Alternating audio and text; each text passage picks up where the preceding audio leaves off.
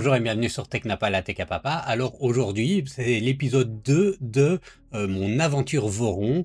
Alors je ne savais pas trop ce que j'allais monter, puisque je vais suivre le manuel. Je pensais que j'aurais le temps de monter le cadre et les Z-Drive, mais voilà, le cadre m'a déjà pris pas mal de temps. Je répète pour ceux qui prennent en cours de route que cette vidéo fait partie d'une playlist dans laquelle je me lance dans l'aventure Voron.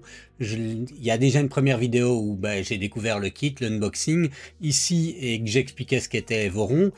Ici, ce sera la construction du cadre, et j'essaierai tous les dimanches comme ceci, dans la mesure du possible, d'avancer un petit peu sur ce projet-là. Donc n'hésitez pas à vous abonner si ça vous intéresse de suivre comme ça la construction d'une Voron pas à pas. Et puis il y a beaucoup d'autres contenus sur ma chaîne liés en gros à l'univers des makers. Donc abonnez-vous et bienvenue. Allez, on démarre. Bon, alors avant de se lancer, c'est bien d'avoir le manuel complet et d'avoir quelques infos. Donc il faut savoir que le kit LDO est fourni sur base globalement de ce qu'on va retrouver dans le mode d'emploi de Voron. Vous voyez ici, il y a un mode d'emploi, enfin plutôt un mode de construction qui a été établi par Voron Design. Et on a ici, c'est un document qui fait, vous voyez, 260 pages. C'est pour vous donner un petit peu l'idée de la complexité de la tâche. Donc on a ici, vous voyez, 260 pages. Ceci dit, c'est quand même globalement bien indiqué au niveau de, au niveau des dessins, au niveau de ce qu'on doit faire. Par contre, ce n'est que en anglais. Bon, après, il n'y a pas grand chose, à part de temps en temps, voilà, des petits messages comme ceci. Comment câbler la carte mère, voilà, on a quelques infos, mais c'est en anglais. Sinon, c'est principalement axé sur des dessins. Et donc, pour revenir au site de LDO, on a ici, vous voyez, leurs différents kits qui sont repris. Avec, moi c'est celui-là que je ferai en 350 et avec une série de choses intéressantes. Si je viens prendre ici dans le menu le Voron 2.4 kit qui est mon kit, on a la liste du matériel ici pour la version 350. Bon, voilà. Donc c'est toujours bien d'abord de vérifier qu'on a tout notre matériel dans le kit. Et d'ailleurs, je vois ici que l'alimentation pour l'Europe est un petit peu différente. Donc on a une Meanwell RSP 224 au lieu d'une Meanwell LRS 224. Voilà, alors je ne sais pas quelle est la différence entre les deux, mais ici c'est lié à des règlements européens, donc ils ont dû adapter.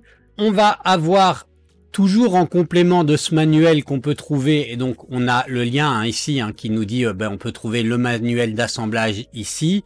On va avoir ici donc en complément de ça le build note qui est intéressant puisque ça nous dit à la page 19 attention, ceci est différent. À la page 29 à 30 attention, ceci est différent, il faut utiliser ça au lieu du 3 mm.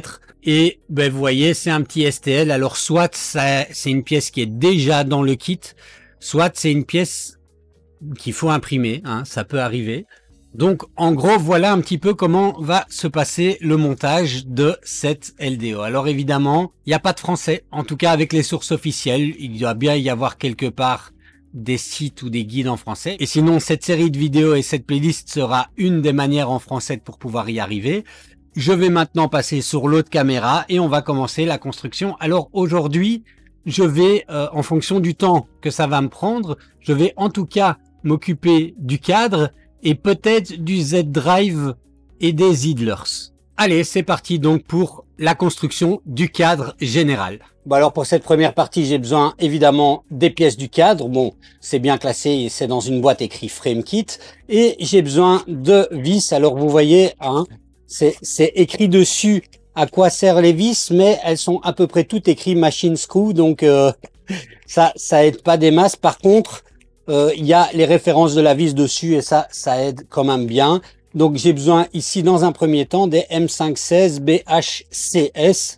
Donc voilà, je vais mettre le paquet de côté. J'ai mes outils.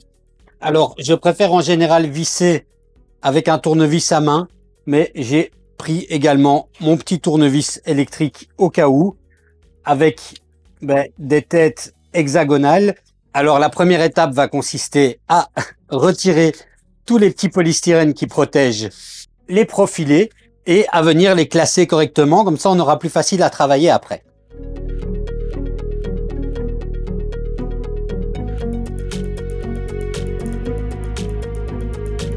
Bon, alors au final, voilà, on a une série de profilés comme ça. Alors c'est vraiment juste la nomenclature du manuel, mais on a 10 profilés de type A, 4 profilés de type B, 2 profilés de type C, un profilé de type D et un profilé de type E. Alors la première partie à faire, c'est de prendre 8 profilés de type A, comme ceci, et de venir visser les vis qu'on a préparées à l'avance. Donc il en faudra 16 en tout. Et l'idée, c'est de venir les visser comme ceci. Alors en gros, on visse en laissant un tout petit peu ici, de manière à ce que ça rentre bien là-dedans. Bon, après, on peut de toute façon revisser un petit peu, hein, vous voyez, avec l'autre profilé. Mais voilà jusqu'où à peu près il faut visser. Donc pas visser complètement.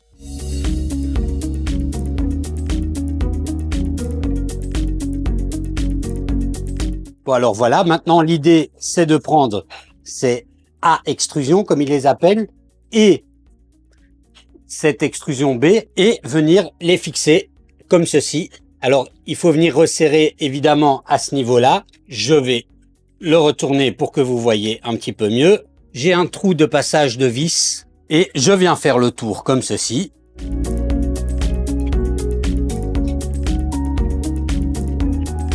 Et voilà, alors maintenant on va s'occuper du cadre supérieur et on vient, l'idée c'est la même chose avec les A extrusions qu'on vient venir fixer ici. On essaye d'être au même niveau que ceci et pas hésiter à utiliser un niveau pour s'en assurer. Alors voilà, il faut que ce soit parfaitement à niveau.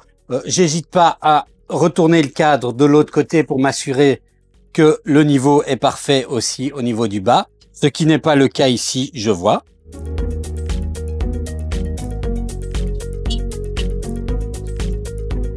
Et voilà. Si je glisse mes doigts comme ceci, je ne ressens plus le moindre petit dénivelé quand je passe d'un profilé à l'autre. Et ça, c'est ce que j'ai besoin d'avoir comme effet. Alors, je mets, donc vous voyez, j'ai un petit sachet ici avec ce qu'ils appellent des red angle corners, donc des coins. C'est des sachets dans des sachets, hein. Et c'est pas des sachets en maïs. Ça, c'est pas top pour l'environnement qui est autant de plastique. Mais bon, l'idée, c'était, je suppose, de protéger les profilés en aluminium des coups, mais voilà, il y a peut-être d'autres matériaux. Et je viens reprendre mes vis, c'est toujours les M5 16 BHC S, BHCS, ouais, faut le dire. Hein. Et je viens installer des coins, tout simplement, comme ceci. Alors, évidemment, ça doit être d'équerre. Donc, je serre d'abord un petit peu et puis je vais faire un affinement manuel et pas avec celui-là parce que il démarre tout seul. Et alors, on a 4 coins à faire, comme ceci. L'idée, c'est quand même d'être minutieux et précis, hein, pour que les profilés soient vraiment d'équerre un maximum. Alors maintenant, je vais ranger ces petites vis-là, parce que pour le moment, j'en ai plus besoin. Et pour cette étape-ci, on a besoin de T-nuts en M5, des M510 BHCS, et alors ici, ça c'est un des remplacements, hein, donc normalement dans le kit normal, c'est pas exactement ces petits washers là, mais voilà, donc ça fait partie du build note. Ils ont remplacé dans le kit d'origine Voron par ces pièces là, donc des Precision Spacer M5 1 mm. Alors l'idée, vous l'aurez compris, c'est de venir installer ceci comme cela à peu près. Alors je viens d'abord installer les T-nuts.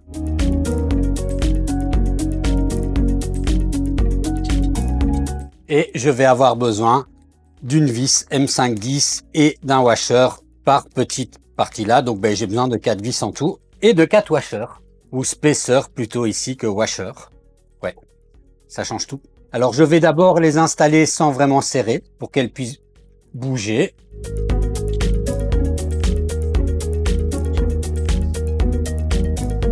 Donc maintenant, pour savoir comment bien le positionner, en fait, il faut que l'espace entre les deux soit de 130 mm, donc 65 de chaque côté par rapport à une ligne imaginaire ici. Donc il va falloir, et alors comme ici c'est le format 350, entre ce point-ci et le milieu, il est censé y avoir 255 mm. Donc ben, je vais devoir mesurer et mettre une petite marque. Alors je prends ma règle et je fais une marque à 255 mm et ensuite une marque de part et d'autre de ce 255 à 6,5.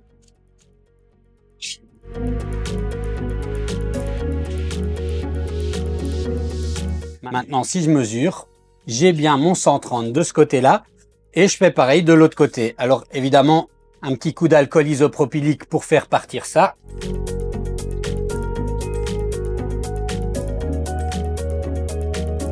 Et voilà.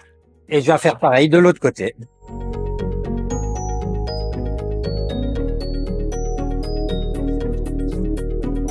Je vérifie ici et je suis bien à 130. Alors là, encore un petit coup d'alcool isopropylique. Il me reste une dernière étape pour le CAD, c'est de vérifier qu'on est bien d'équerre à tous ces niveaux-ci. Alors, on a différentes manières de pouvoir le mesurer. Moi, j'ai un ensemble d'équerres comme ceci, d'équerres de menuisier et voilà, c'est très bien comme ça. Je vois qu'ici, je suis parfaitement d'équerre. Je vais faire le tour de l'inspection de tous mes coins. Et si c'est bon, ben voilà, hein, c'est bien parti. Bon ben voilà, ben pour cette deuxième vidéo, j'avais dit que je ferais peut-être le montage du cadre plus les Z-Drive parce que je me disais que le cadre, je l'aurais fait en 5 minutes. Mais en fait, ben, je pense que j'ai déjà assez de matière pour cette vidéo-là. Donc je vais m'arrêter ici.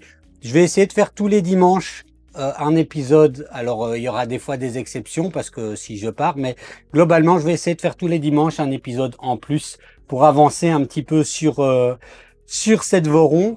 Bon alors je vais continuer moi dans la foulée, hein, mais je vais couper ici pour que les vidéos soient pas trop longues à regarder et pour qu'on puisse centrer comme ça clairement sur des parties de montage. Donc ben voilà, hein, pour cette deuxième partie de l'aventure Voron. À la semaine prochaine pour la troisième partie où on s'occupera alors des Z-Drive.